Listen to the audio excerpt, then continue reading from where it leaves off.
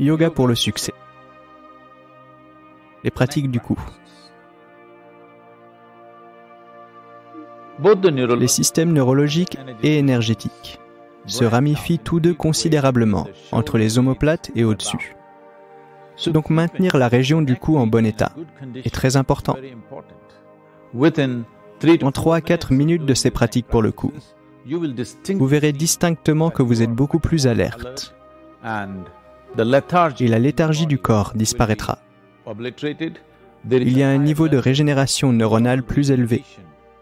L'acuité mémorielle et intellectuelle est aussi améliorée. Voici quelques instructions qui créeront des conditions optimales et augmenteront sensiblement votre réceptivité aux pratiques. Veuillez vous assurer que les téléphones sont en mode silence ou éteint. Il est conseillé de ne pas faire la pratique avec l'estomac plein ou immédiatement après un repas. Veuillez vous asseoir avec la colonne vertébrale droite de manière confortable, les mains non croisées et les paumes ouvertes. Ces conditions vous prépareront à être dans un état de réceptivité accru et à retirer les plus grands bénéfices des pratiques. Ces pratiques sont très sûres et simples et peuvent être faites par n'importe qui. Les pratiques que nous allons apprendre ici peuvent être faites par toute personne âgée de 7 ans et plus. Si vous portez des lunettes, pendant la pratique du yoga, veuillez les enlever et les garder près de vous. Maintenant, nous allons faire un certain ensemble de pratiques pour le cou. Cela vous aidera à détendre les muscles tendus dans la région du cou et des épaules. Nous allons maintenant regarder les 3 premières pratiques pour le cou. Observez s'il vous plaît. Tenez-vous debout avec vos pieds confortablement écartés et parallèles l'un à l'autre.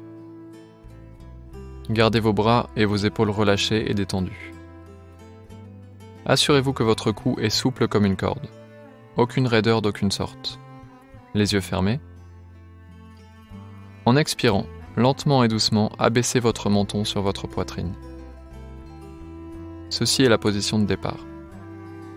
Maintenant, en inspirant, remontez doucement votre tête et basculez-la en arrière. En expirant, abaissez votre tête sur votre poitrine. Ceci est un cycle.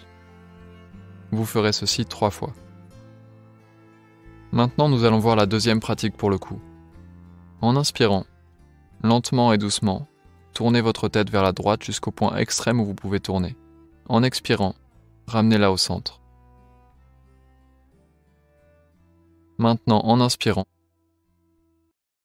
lentement et doucement, tournez votre tête vers la gauche jusqu'au point extrême où vous pouvez tourner. En expirant, ramenez-la au centre. Ceci est un cycle. Vous ferez ceci 3 fois. Et maintenant, nous allons voir la troisième pratique pour le cou. En expirant, lentement et doucement, amenez votre oreille droite vers votre épaule droite, jusqu'au point extrême où vous pouvez aller. En inspirant, ramenez-la. En expirant, lentement et doucement, amenez votre oreille gauche vers votre épaule gauche, jusqu'au point extrême où vous pouvez aller. En inspirant, ramenez-la. Ceci est un cycle. Vous ferez ceci 3 fois. Maintenant, nous allons faire 3 cycles des 3 premières pratiques pour le cou. S'il vous plaît, levez-vous. Mettez-vous debout avec vos pieds écartés de manière confortable et parallèles l'un à l'autre. Gardez vos bras et épaules relâchés et détendus. Les yeux fermés. En expirant, lentement et doucement, abaissez votre menton sur votre poitrine. Ceci est la position de départ. Maintenant, en inspirant, doucement montez votre tête et basculez-la en arrière.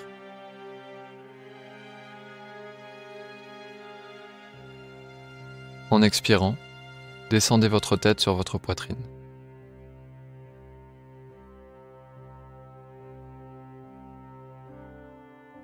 Deuxième cycle. À nouveau en inspirant, montez votre tête et basculez-la en arrière.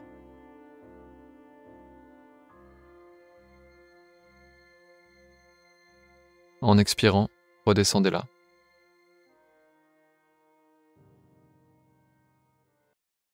Troisième cycle. Assurez-vous que vos épaules sont relâchées, sans tension d'aucune sorte.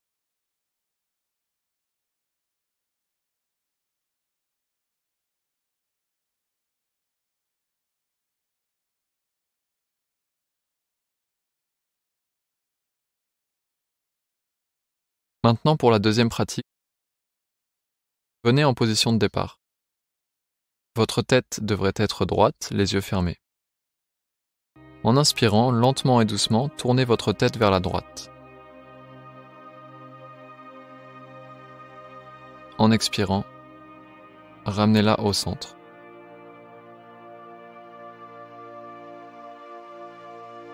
Maintenant, en inspirant, lentement et doucement, tournez votre tête vers la gauche. En expirant, ramenez-la au centre.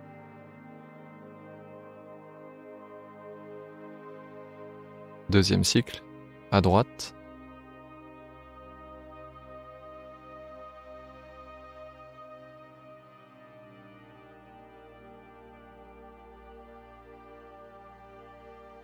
À gauche.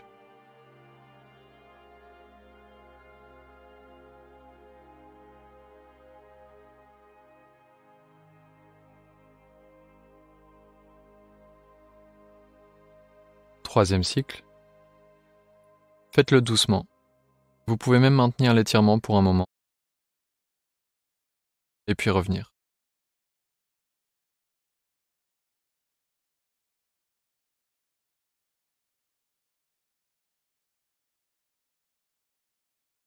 Revenez en position de départ.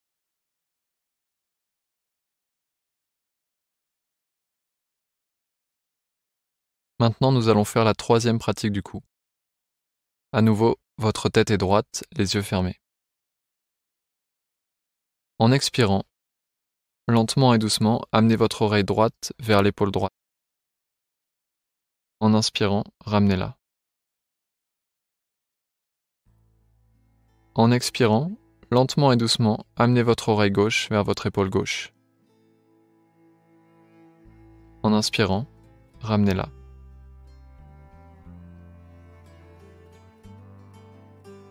Deuxième cycle. En expirant, lentement et doucement, amenez votre oreille droite vers l'épaule droite. En inspirant, ramenez-la. En expirant, lentement et doucement, amenez votre oreille gauche vers votre épaule gauche. En inspirant, ramenez-la. Veuillez vous asseoir de façon confortable. Maintenant, nous allons apprendre les quatrième et cinquième pratiques pour le coup. À nouveau, vos pieds sont écartés de manière confortable et parallèles l'un à l'autre. Les yeux fermés. En expirant, descendez votre menton sur votre poitrine. Ceci est la position de départ. En inspirant, lentement et doucement, faites une rotation de votre tête vers votre épaule droite. En inspirant, votre tête bascule en arrière. En expirant, elle descend à nouveau. Ensuite, changez de direction et faites une rotation dans la direction opposée.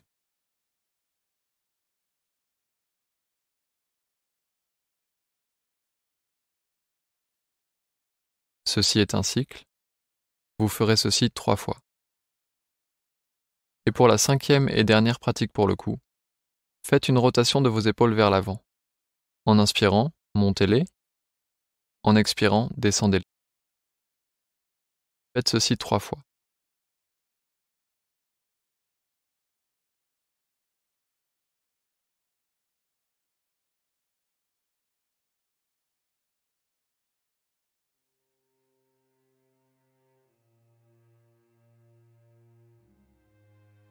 Maintenant, faites une rotation de vos épaules vers l'arrière. En inspirant, montez-les. En expirant, descendez-les. Faites ceci 3 fois.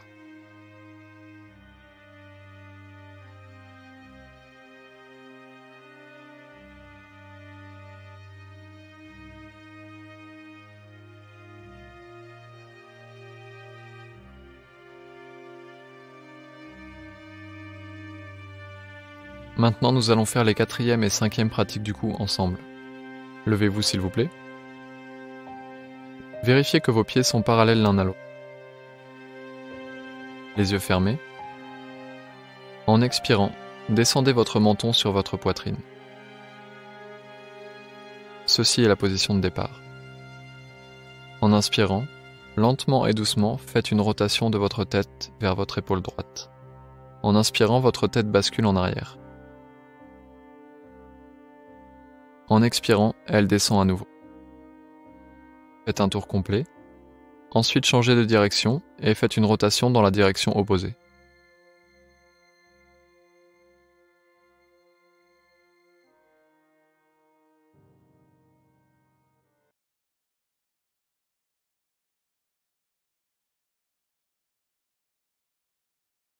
Nous allons faire 2 autres cycles.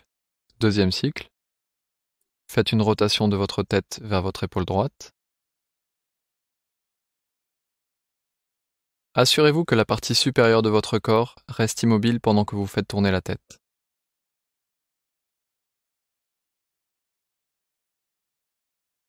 Changez de direction et faites une rotation vers l'épaule gauche.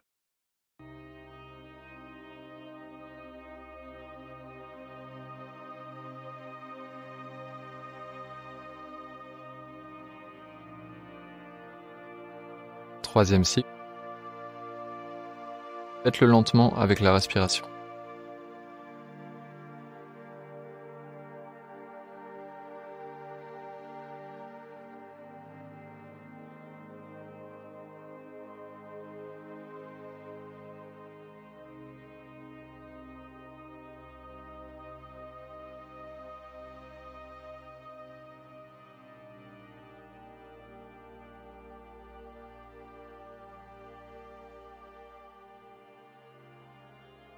Et maintenant, nous allons faire la 5e pratique pour le coup ensemble. Votre tête est droite, le haut du corps détendu, les yeux fermés. Faites une rotation de vos épaules vers l'avant. En inspirant, montez-les. En expirant, descendez-les. Faites ceci 3 fois. Maintenant, faites une rotation de vos épaules vers l'arrière. En inspirant, montez-les. En expirant, descendez-les. Faites ceci 3 fois.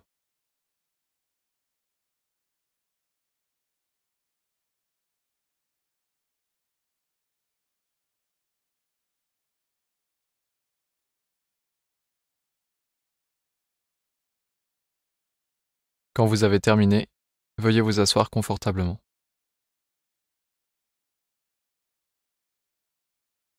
Pour réussir dans le monde, 2 qualités fondamentales sont que vous devez être capable d'exploiter les prouesses de votre mental et de votre corps.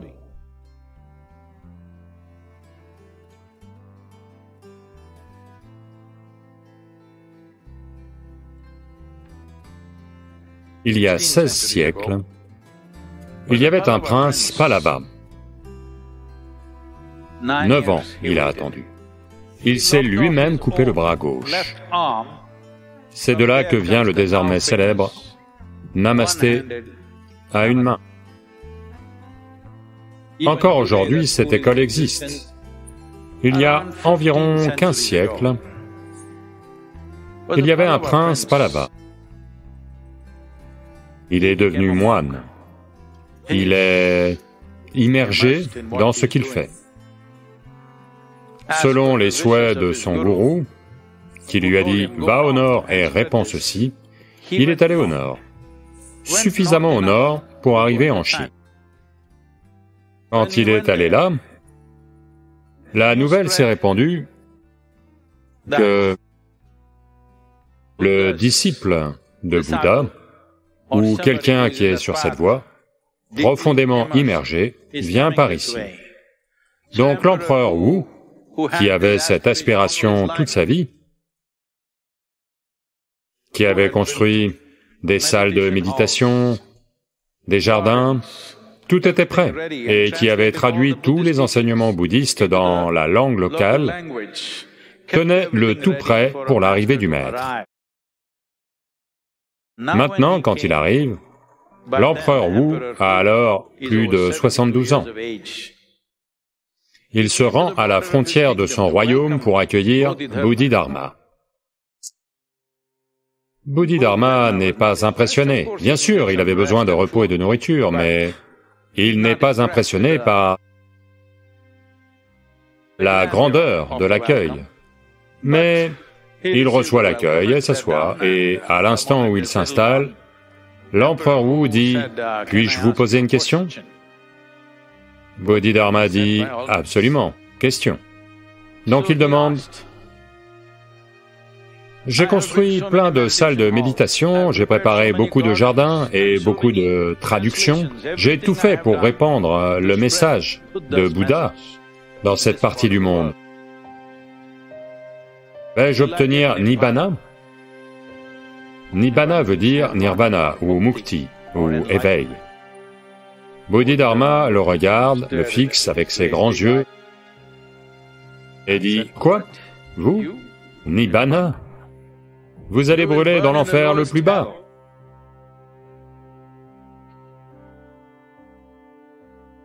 Quelqu'un vient de vous accueillir, vous donne tout, vous donne à manger,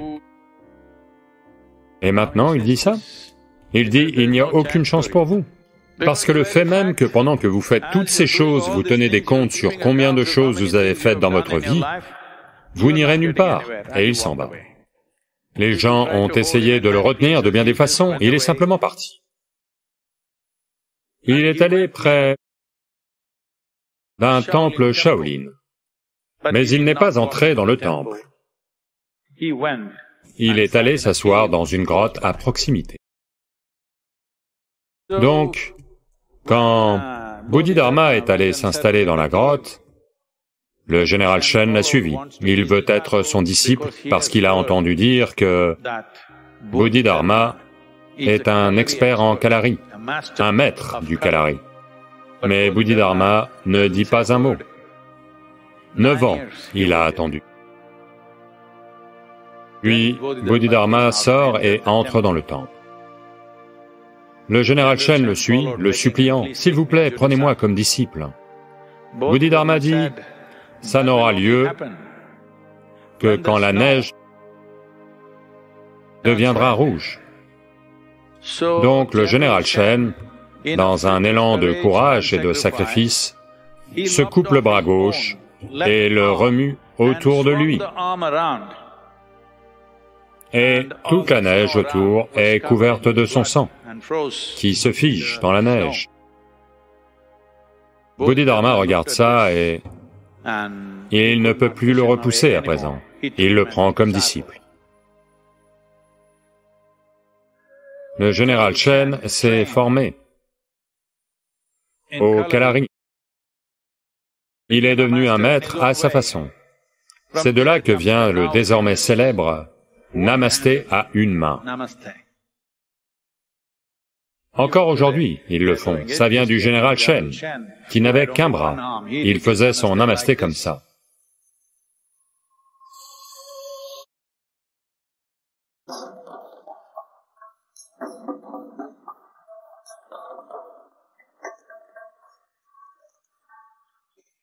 Le Kalari est considéré comme la mère de tous les arts martiaux. Agastya Muni a créé ce Kalari comme une forme d'art, pour que les yogis et les sadhakas puissent se défendre contre les animaux sauvages. C'est d'ici que les arts martiaux sont arrivés en Chine, quand Bodhidharma a voyagé et a créé cette première école de Shaolin. Encore aujourd'hui, cette école existe et se porte encore bien. Ils ont fait plusieurs modifications, mais les fondamentaux viennent du Kalari. Ce n'est pas essentiellement un processus de combat, tel que les autres arts martiaux le sont devenus.